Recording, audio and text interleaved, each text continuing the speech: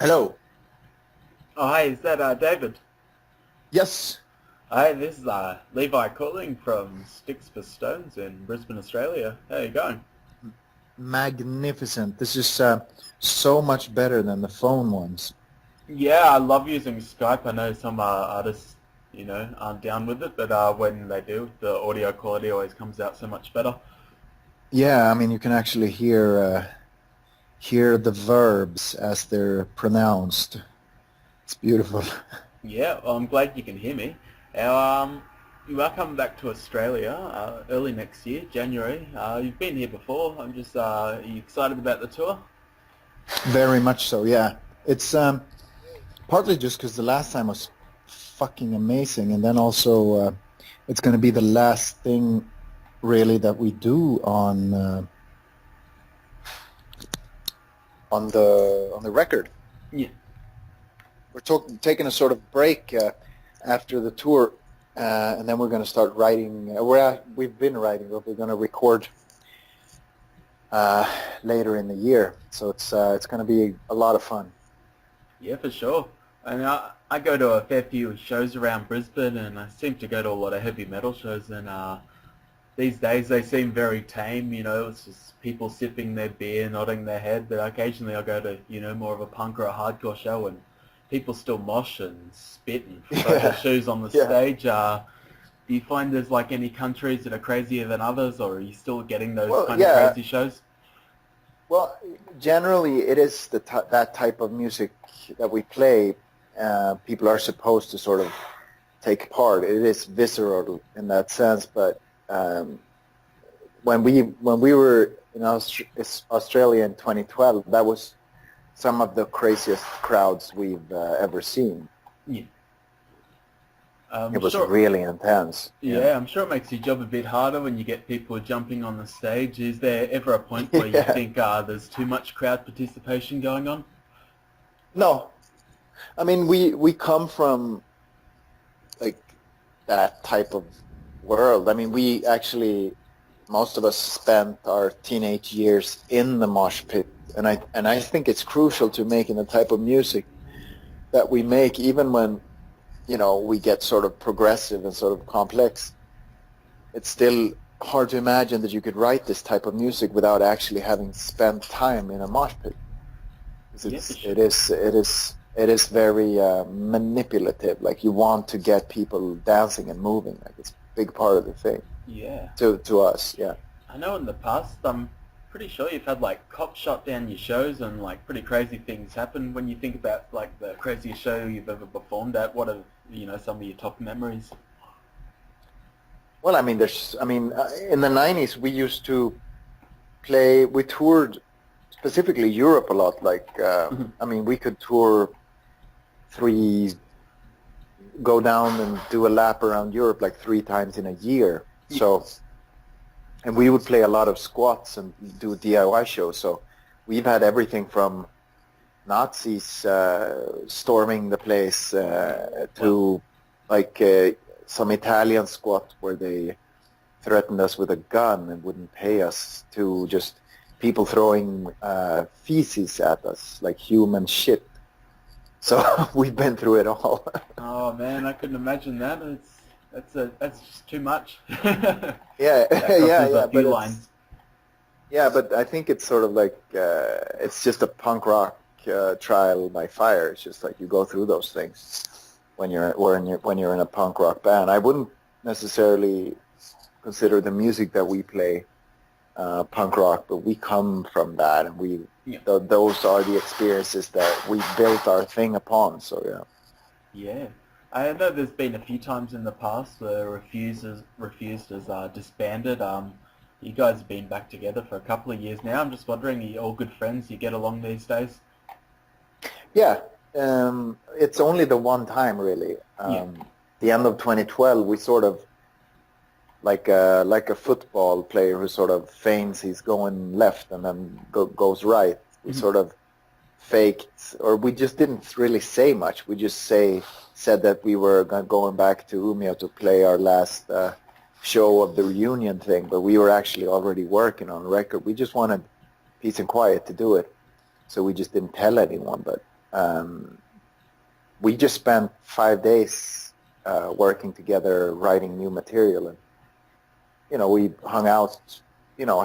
We shared apartments and had breakfast and worked all day, and then had dinner and Mhm. hung out, and then for 5 days straight, and just had a really really great time. So yeah, we're all old friends at this point. Like, I've known Chris since I was like 10, and I've known Dennis since I was like 15 or 16. And there's no, it's just like old friends, like any other group of friends that have been together for a long time.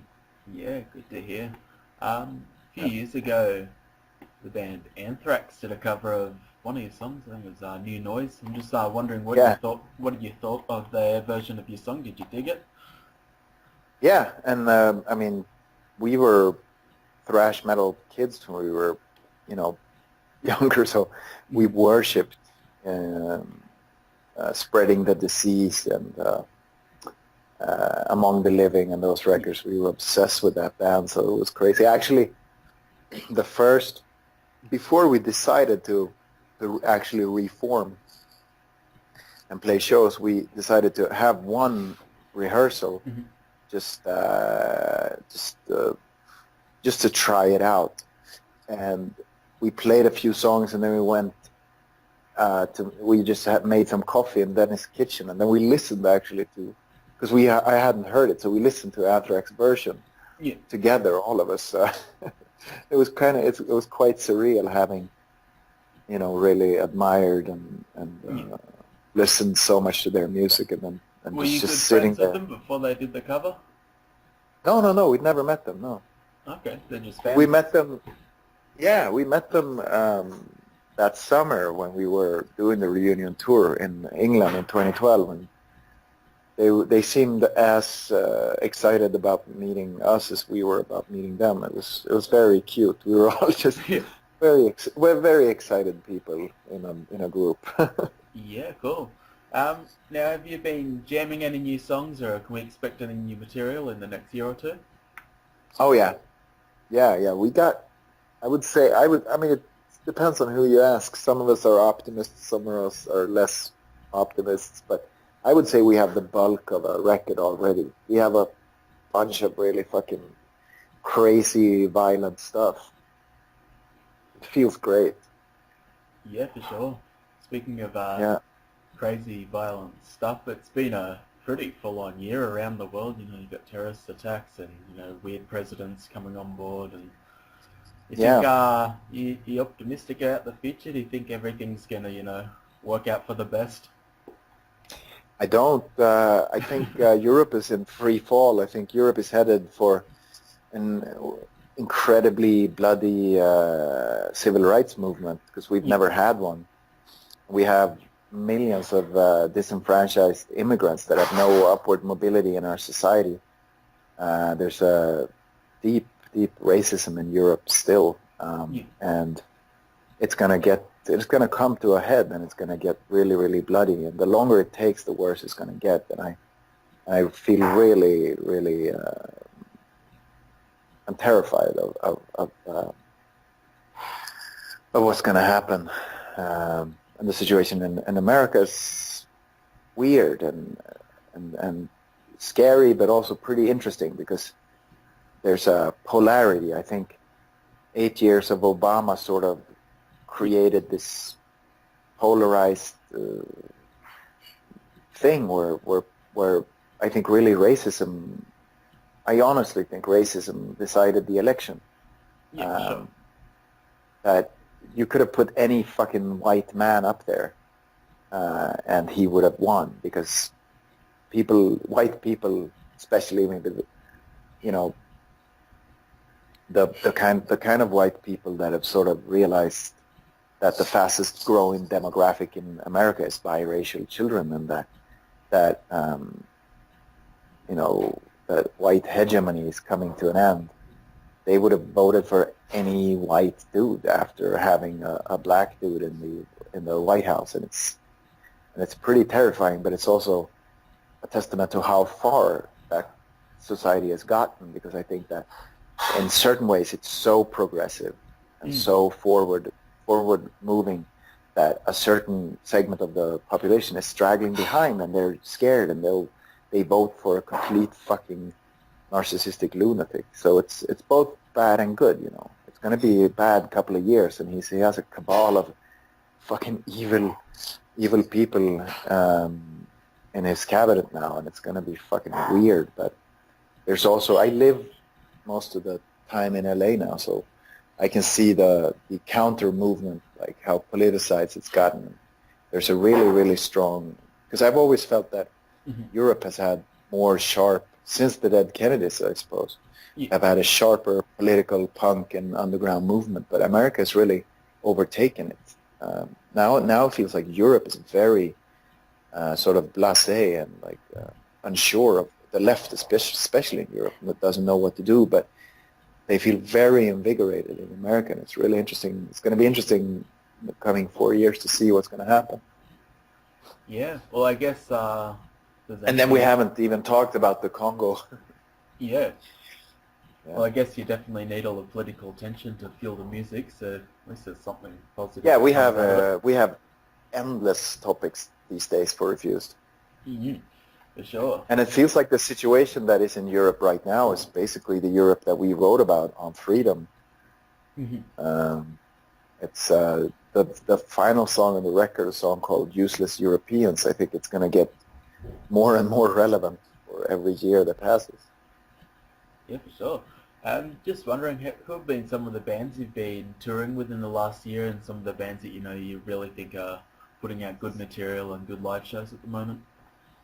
There's a band called War on Women. Okay, yeah.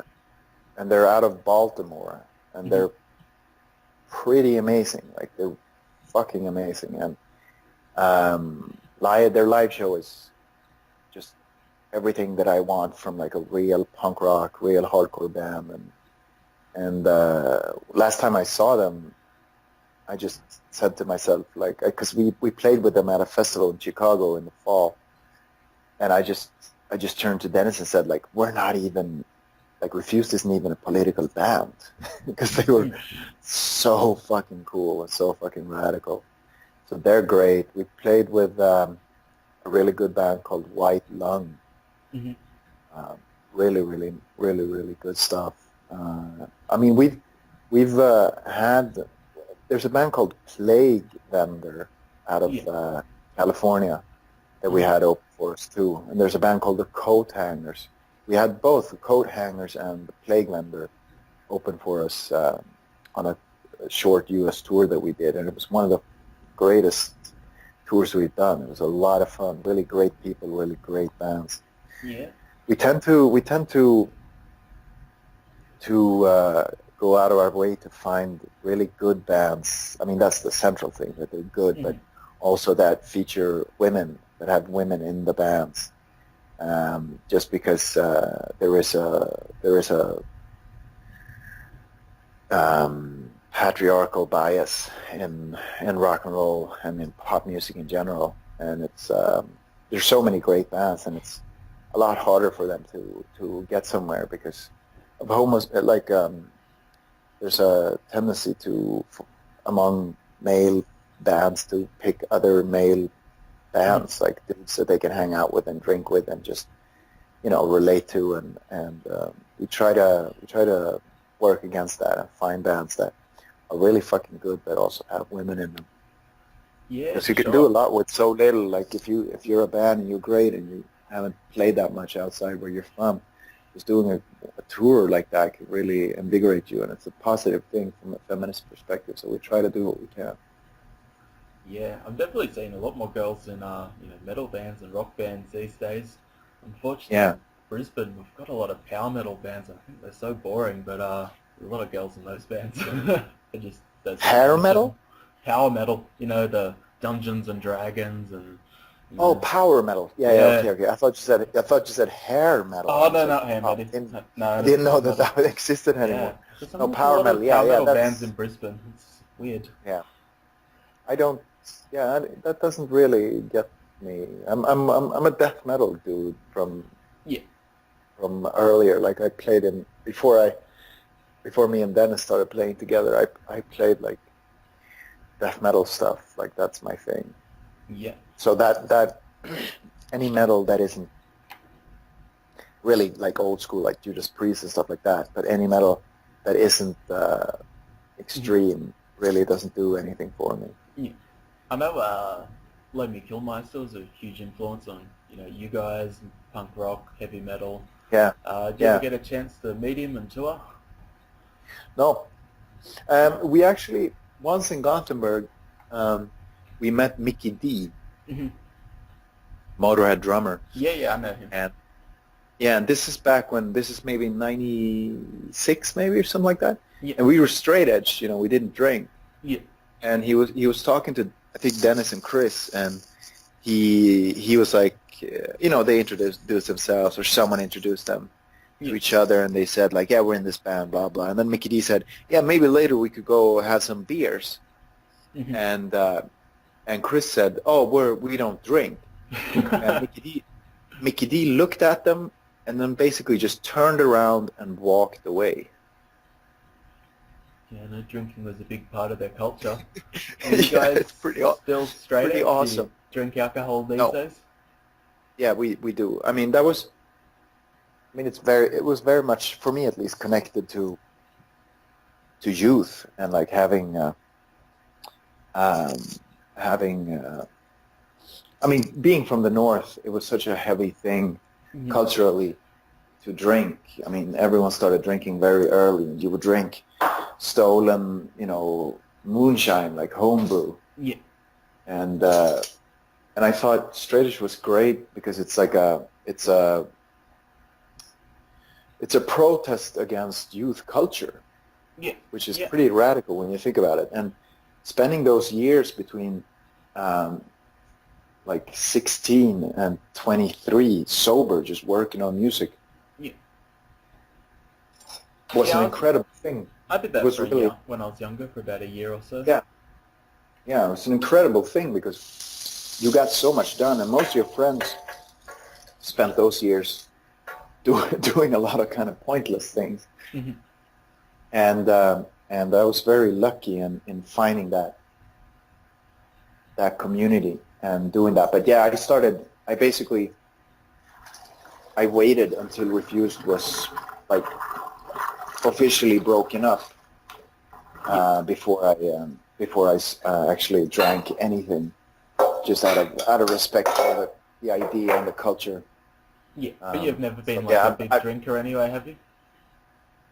Uh, I have since, yeah. Oh, Yeah. and when I was really small. I mean, both me and Dennis are sort of, we come from working class. Like when I was a kid, my dad was a mechanic, and my mom, she had daycare in our home, and we sort of like schooled. I mean, I dropped out of school when I was like 15. Yeah. We were punks. We were like working class punks. So yeah, we were sort of wild kids. But then we had those years of just like sort of when people, when a lot of our friends went to, you know, high school and university, we were touring with our band and getting politicized and reading a lot and becoming the people that we became. But when Refuse broke up, I had a couple of years that were pretty out there. Yeah. Yeah, but we're fine now. I mean, we're all adults, I suppose. Yeah. But yeah. Oh, cool as, But man. Well, I'm going to be at the show in January, so I'll be up the front. I'll be taking some photos, and I'll definitely be jumping in the mosh pit at some point. It's magnificent. Yeah, I can't wait for the tour, man. You'll be playing with Sick of It All too, who are putting out some really cool stuff. Yeah, yeah, we love them. It's really bizarre that they're opening for us. Once we actually traveled for like 8 hours on train to go and sleep in tents at a festival in the south of Sweden just to see Sick of It All. This was back in like '93, I think. So Yeah. we've been fans for a long time. It's really, really great that we're going to play with them. Yeah, they're definitely a great band. I can't wait for them. Yeah. Anyway, thanks heaps for taking your time out and Thanks a lot. giving Yeah, me it's some great. answers. Okay, Yeah. man. See you, David. Take care. Bye-bye. Bye.